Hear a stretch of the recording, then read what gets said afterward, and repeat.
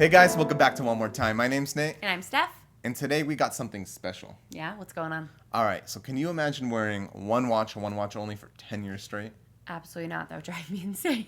Neither can I. I have like 8 watches. So, this particular watch we have today is a 2009 two-tone Rolex Submariner that has been worn just about every day for 10 years now. That's a full decade of wear. That's insane. Yeah. It's been taken to the gym, showers, racquetball, you name it. This guy never takes it off. And it's a testament to the watch. Yeah, absolutely. So this is like the best review of all time because we know everything about this watch for the past 10 years. So that's insane. So let's get to it. We're going to talk good, bad, and ugly. So let's hop right in. Good. All right, starting with the good. We got this bezel here, two-tone, blue, gold accents. Handling it at first, you will hear that it has really loud clicks. Love it. But it's not tinny. It's clear. It lines up perfectly. And it feels absolutely amazing. Awesome. Yeah. Next, we have the blue dial. That beautiful sunburst. Mm-hmm. Has She my loves heart. sunbursts. Has my little heart. Mm-hmm. So this particular sunburst style has a color of blue that's unique to this model year. The following model years, they changed the color on it a little bit. The hue isn't as deep. Mm-hmm. And I really love how deep and blue this color is. It's just, it fits in with the theme of the watch. It's not too attention grabbing, but it grabs your attention. It's beautiful. Mm-hmm. It's deep. Lovely. All right. What would you like about the watch, Stephanie? I think one thing, coming from more of a fashion perspective, one thing I really like about the watch is that you can really dress it up, dress it down, and it works. You can wear this bad boy with a suit, but you could also wear it with some sweats, top, walk into Starbucks, grab a drink, all as well. So I really like that. Another thing I like is the embossed crown. Absolutely love that.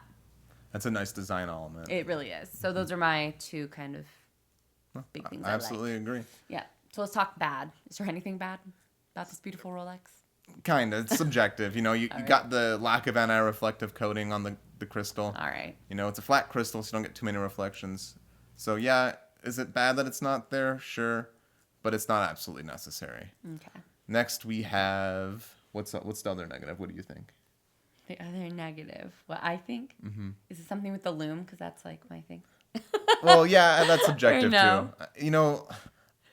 It's not Seiko loom. It's not going to be super bright and knowing. It's more subtle, but it does last the whole night. And again, it fits in with the theme of the watch. There's a presence there, but it's not obnoxious or too attention grabbing. So it really does work with the watch. I think personally, one thing to bring up that could be perceived as a bad thing is that certainly gold, well, this is beautiful and works so well as that two-tone, it is a softer metal. And we know that softer metals tend to scratch. Absolutely. And, this watch shows it. There are definitely some scratches on that gold and less so on the stainless steel. Sure. But it works. Yep. And last but not least, let's talk ugly. Yes, so the ugly. Now, for me, again, I really don't like Cyclopses. But I love them. Yeah, and I know. it's a cool design element because it really helps you read the date. But for me personally, I don't like that it's raised higher than the crystal. Sure.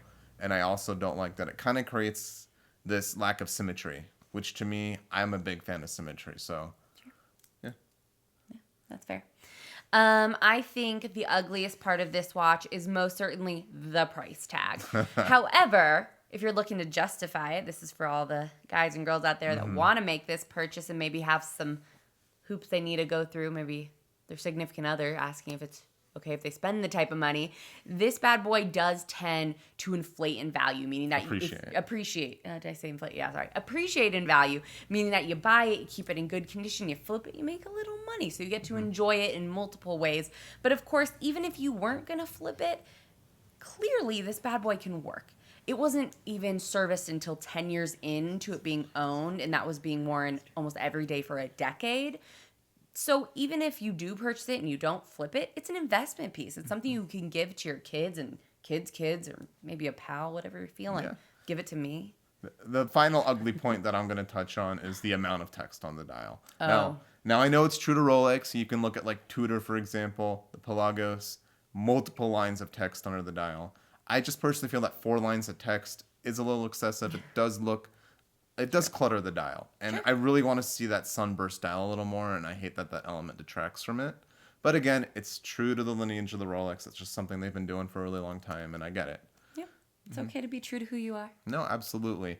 Finally, I would like to touch on one last thing on this watch, and that is that it's only been serviced once in 10 years. And that service wasn't done until about that 10-year mark.